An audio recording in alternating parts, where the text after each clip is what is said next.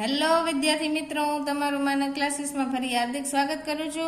ચાલો આજે આપણે ધોરણ 6 નો હિન્દીનો ત્રીજો પાઠ જોવાનો છે, સમજદાર નહીં. તો ફટાફટ આપણે ચેનલને લાઈક એન્ડ સબસ્ક્રાઇબ કરી નાખો જેથી અમારા વિડીયો તમને બધા મળી રહે. ચાલો આપણે હવે આજે આ ત્રીજા પાઠનું સોલ્યુશન કરશું. એનું નામ છે સમજદાર નહીં. ચાલો એના વિકલ્પ છે આપણે એ બધા જોઈ. તો કે પેલું કહે છે કે નન્ही कौन थी, तो कि कौन थी, बतख थी. किसने डंक न मारने का वचन लिया, बिच्छू. कौन प्रसन्न होकर थिरकने लगा, तो कि नन्ही. बिच्छू ने नन्ही से प्रार्थना की कि मुझे बचा लो.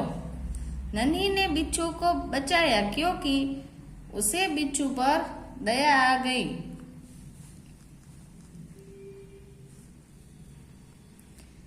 छठो विकल्प है बिच्छू गिड़गिड़ा कर बोला, तो कि मुझ पर दया करो.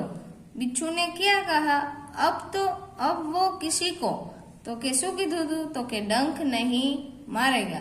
आ था आपड़ा विकल्प. चलो हवे नीचे आपेली छे एनी खाली जग्या.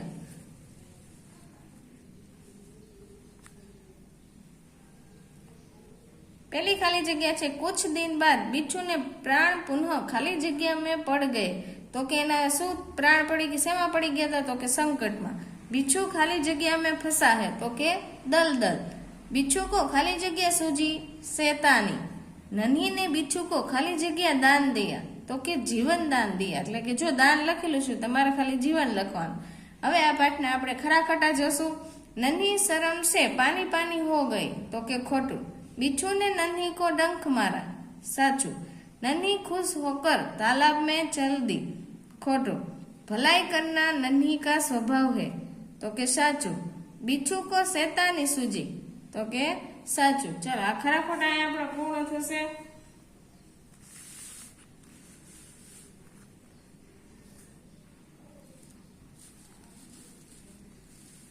चलो हवे आपणे एक दो वाक्यना प्रश्न जोवाना छे. एमां शुं कहे छे पहेलो प्रश्न, नन्ही ने क्या निश्चय किया, तो कि नन्हीए शू निश्चय कर्युं, तो कि नन्ही ने निश्चय किया कि वह हमेशा मुसीबत में पड़ों को बचाती रहेगी. और एने बीजू शू कीधुं तुं, तो कि उसकी गंदी आदत छुड़ा दूंगा. जो जेने जे लखावे ते लखी शको छो. मैं अहींया तमने उपर लखी दीधेलो छे प्रश्न, बराबर. हवे एनुं नीचेनुं जोईए. बीजो प्रश्न, नन्ही का स्वभाव कैसा था, तो कि नन्ही का स्वभाव अच्छा था. वह हमेशा दूसरों की मदद करती थी. बतख का नाम क्या है, तो कि बतख का नाम नन्ही है.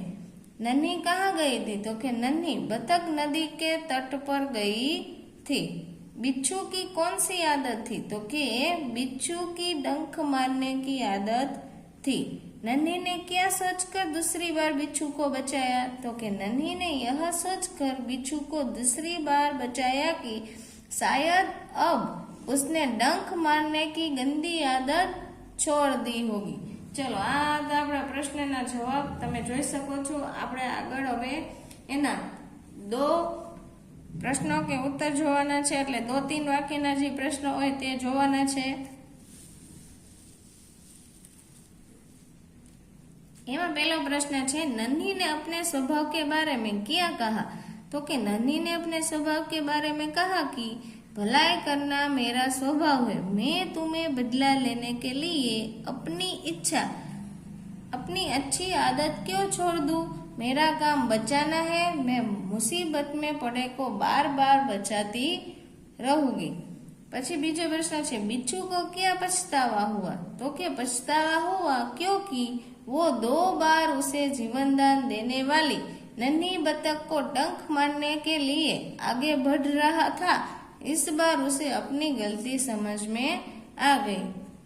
तीजो प्रश्न है, क्या करूं, डंक मारना मेरा स्वभाव है. यह बात किसने किसको कही, तो ऑब्वियसली तो खबर ज होय बिच्छू ने हती एवी आदत एने कोने कीधुं होय, नन्ही ने कीधुं होय. तो आपणे पहेला लखवानुं, यह बात बिच्छू ने नन्ही को कही क्योंकि वह अपनी आदत का गुलाम था और दूसरों को डंक मारने की उसे आदत हो गई थी. पछी छे, माँ ने नन्ही को बिच्छू के स्वभाव के बारे में क्या कहा, तो कि माँ ने नन्ही को बिच्छू के स्वभाव के बारे में कहा कि बिच्छू अपनी गंदी आदत का गुलाम है. तुम उसे चाहे कितनी बार बचाओ पर वह बार बार डंख मारता रहेगा। આપણે કહીએ આપણા મમ્મી આ સુધરશે નહીં, એવી રીતના આમાં પાઠમાં એવું જ કહેવામાં આવ્યું કે જેને જેવી આદત હોય તે કર્યા જ કરે બાર બાર, ગમે એટલું તમે પ્રયત્ન કરો પણ છતાંય સુધરવાનું નામ લે નહીં, એવું કહે છે। જો બીછું હંમેશા ડંખ મારતું કેટલી વાર વાર્યું, છેલ્લે એને ગલતીનો પસ્તાવો થયો ત્રીજી વારમાં કે હવે મારે એને કરવું જોઈએ નહીં। ચાલો હવે છે माँ मैं अपनी गंदी, હવે કોણ કિસે કહેતા, એમાં પહેલું છે माँ मैं उसकी गंदी आदत छुड़ा कर रहूंगी, તો કે नन्ही अपनी माँ से कहती है।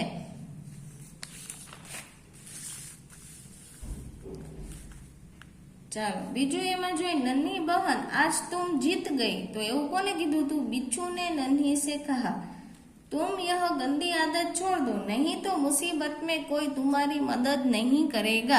એવું કોણ કહે છે, नन्ही ने बिच्छू से कहा भलाई करना मेरा स्वभाव है, तो नन्ही ने बिच्छू से कहा है मैं वचन देता हूँ कि अब मैं किसी निर्दोष जीवन को डंक नहीं मारूंगा। એવું કોણ બોલે છે, તો કે बिच्छू ने કોને કહે છે, તો કે नन्ही से कहता है। ચાલો આ હતા कौन किसे कहता है। હવે પ્રશ્ન નંબર 7 છે सूचना अनुसार कीजिए, चित्रों को देखकर कहानी लिखिए। તો જો આ ચિત્ર તમને આપેલા છે એના ઉપરથી તમારે કહાની લખવાની છે, પણ પરીક્ષામાં આવા ચિત્ર આપતા નથી, ખાલી કહાની જ પૂછે છે અને એનું નામ તમને મુદ્દા આપેલા હોય એટલે એના ઉપરથી તમારે કહાની અને એનું શીર્ષક ને બધું લખવાનું હોય છે, જેથી જો તમને નીચે આપેલી જ છે તમે જોઈ શકો છો એ તમારે શું પાકી કરવાની છે અને તમારે લગભગ મેમ પણ તમારી પાકી બુકમાં લખાવશે, એટલે પરીક્ષા માટે તમારે તૈયાર કરવી ફરજિયાત છે। આ બાજુ પણ આપેલી છે।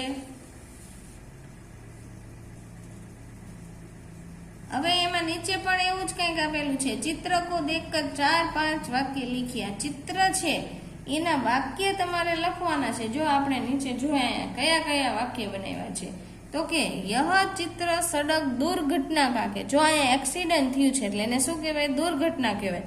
जिसमें ट्रक और रिक्शा के बीच टक्कर हुई, એટલે કે કોણ કોણ ભટકાણા, તો કે ट्रक और रिक्शा। रिक्शा ड्राइवर बुरी तरह से घायल होकर बेहोश हो गया है। रिक्शा वाળાને જો અહીંયા લાગેલું છે એટલે એ વાક્ય બનાવ્યું કે रिक्शा ड्राइवर बुरी तरह से घायल होकर बेहोश हो गया। सभी लोग આ બધા ઘણા બધા અહીંયા મારશે એટલે લખવા, સભી લોગ ઘટના સ્થળ પર દોડ આયા, એટલે બધા એક્સિડન્ટ થયો એટલે દોડીને આવી ગયા હતા। એક આદમી भी घायल होकर सड़क पर गिर गया, जो આ માણસ પડી ગયો છે એટલે વાક્ય બનાવ્યું एक आदमी भी घायल होकर सड़क पर गिर गया है। પછી उसका सारा सामान रास्ते पर फैल गया, जो આ શાકભાજી અહીંયા પડે એ બધું પડી ગયું નીચે। यह दुर्घटना तेज गति से वाहन चलाते कारण हुई होगी, એટલે કે આના ઉપર આવું ચિત્ર હોય તમે તમારી રીતે પણ બનાવી શકો। જો આમાં પણ આપેલા છે તો એ પણ જોઈ શકો છો। હવે નીચે તમને આપેલું છે ઘટનાઓ કો સહી ક્રમ में लिखिए, તો કે આ ઘટનાક્રમ આપેલા છે આપણે એને સહી ક્રમમાં લખવાના છે। તો કે પહેલો ક્રમ કયો છે, नन्ही ने बिच्छू को दलदल में फंसा हुआ देखा। दलदल એટલે કે કિચડ જેવું હોય ને, હાઈ। બીજું नन्ही बिच्छू की आवाज सुनकर दौड़ती आ गई। नन्ही કેવી હતી, સ્વભાવની સારી એટલે મુસીબતના માણસ હોય એને બચાવતી, એટલે કે ફટાફટ અહીંયા આવી ગઈ હતી। પછી એ પાછળ આપેલા છે હજી तीजू छे नन्ही ने बिच्छू को दलदल से निकालकर सूखे स्थान पर रख दिया। बिच्छू ने नन्ही को डंक मार दिया। बिच्छू ने शू कर्યું, नन्ही ने डंक मार दिया। नन्ही अपनी माँ के पास चली गई। आ वाक्य घटनाक्रमમાં હતા। હવે નીચે આપણે સમાનાર્થી શબ્દ આપેલા છે જોઈ। પહેલું છે તટ તો કિનારા, બીજું પ્રસન્ન તો ખુશ, નદી તો સરિતા, સ્વભાવ તો પ્રકૃતિ, સહસા તો એકાએક, સ્થાન તો જગહ, નિર્દોષ તો બેકસૂર, પછી થિરકના તો નાચના। હવે છે મુહાવરે કા, તેમાં પહેલું છે બાત અનસુની કરના, તો बात में ध्यान न देना। એનું વાક્ય બનાવેલું છે बिच्छू बात अनसुनी करके चला गया। मन डोलना तो विचार बदलना। પછી એનું વાક્ય મેં બનાવ્યું છે बाजार में नए नए खिलौने देखकर मेरा मन डोल गया।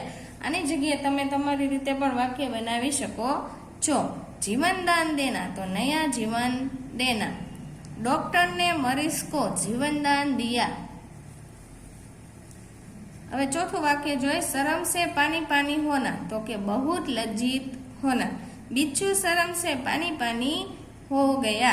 હવે છે શબ્દકોશને ક્રમમાં લીખીએ, તો કે એમાં પહેલું આમાંથી આવશે ડંખ, પછી નદી, બિચ્છુ, મુસીબત અને શૈતાની। પછી સૂચના અનુસાર लिखिए, तो કે શું કીધું છે, નિમિત્ત વાક્યો में उचित विराम चिन्ह का प्रयोग करके वाक्य फिर से लिखिए। તો કે તમારે વિરામ ચિહ્નનો ઉપયોગ કરવાનો છે, તે તમે આમાંથી જોઈને લખી શકો છો। જો આમાં અમુક જોઈએ અલ્પવિરામ આવ્યું, પછી નની બહન, અહીંયાથી અહીંયા ઇન્વર્ટેડ કોમા ડબલ, પછી અહીં ઉદ્ગાર ચિહ્ન કરવાનું, અહીં પૂર્ણ વિરામ અને ઇન્વર્ટેડ કોમા પૂરા કરવાના। એવી રીતના આમાંય છે, ક્યાંથી ચાલુ થાય, તો કે ઇન્વર્ટેડ કોમાથી જ ચાલુ થાય છે, પછી અલ્પવિરામ આવશે કોઈ ભાઈ, પછી અને છેલ્લે ક્વેશ્ચનમાં, કેમ કે પ્રશ્નાર્થ વાક્ય જેવું પૂછે છે એટલે। પછી આમાં એવું છે, ઇન્વર્ટેડ કોમા ચાલુ કરો, પછી બિચ્છુ ભાઈ આવે એટલે અલ્પવિરામ, ઠીઠક ક્યો ગઈ એટલે પ્રશ્નાચિહ્ન પૂછે છે કે ડંખ મારો, પૂર્ણ વિરામ, અલ્પવિરામ, ભલાઈ કરના મેરા સ્વભાવ, તેમાં ઇન્વર્ટેડ કોમા બે બાજુ આવશે। આ હતા વિરામ ચિહ્નો, હજી એક અહીંયા પણ છે। હવે એની નીચે આપેલું છે તમને ઉદાહરણ કે અનુસાર સંયુક્તાક્ષર લીખીએ। જો આપણે અહીંયા ઉદાહરણમાં છે ક પ્લસ ર, એટલે કે એના સંયુક્ત શબ્દ લખવાના છે તમારી રીતે તમારે, બરોબર?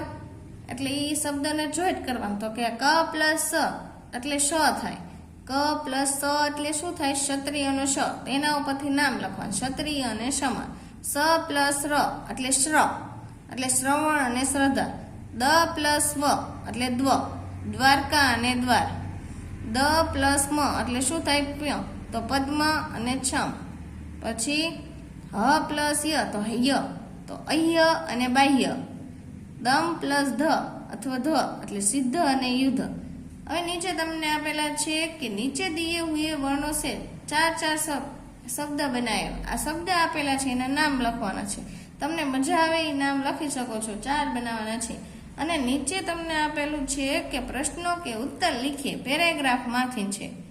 જો આપણે જોઈએ, આ પેરેગ્રાફ છે, એમાં તમને પહેલો પ્રશ્ન કીધું, असुरों के बारे में इंद्र ने क्या कहा, तो લખવાનું असुरों के बारे में इंद्र ने कहा कि तुम के हम वृत्रासुर के स्त्रस्त है, असुर हमें अधिक बलवान है और चतुर है, हम एक शस्त्र बनाते हैं और वे 4 बना लेते हैं। ये एक बनावे छे ने हमें કેટલા બનાવી લઈએ છે, 4 બનાવી લે છે, એવું કહે છે। પછી નીચે देवता ब्रह्मा जी के पास क्यों गए, तो के देवता ब्रह्मा जी के पास वृत्रासुर के विनाश का उपाय पूछने के लिए गए थे। जो અહીં આપેલું છે નીચે, એવી રીતના પેરેગ્રાફમાંથીના વસ્તુ તમારે જોઈને કરવાની છે।